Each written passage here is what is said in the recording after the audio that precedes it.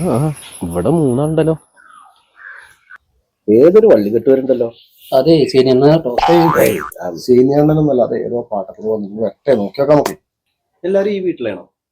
അല്ലല്ല, എന്താ പറയുന്നത്? പിരിവ? അല്ല സാറേ, ഈ ഓണത്തിനൊരു ജ്വല്ലറി ഓപ്പൺ ഉണ്ട്, മന്തി ജ്വല്ലറി. മന്തി ജ്വല്ലറി? ജ്വല്ലറിയുടെ പേര് ഇതെന്താ, ഹോട്ടലാ? എന്നാ വല്ല സൂർബിയാരി എന്തെങ്കിലും ഇട്ടൂടെ? പണിമാര് പേര് എനിക്ക് ഞാൻ ഇപ്പൊ എന്താ ചെയ്യാ. എന്നാ എല്ലാരും ഉദ്ഘാടനത്തിന് വരും.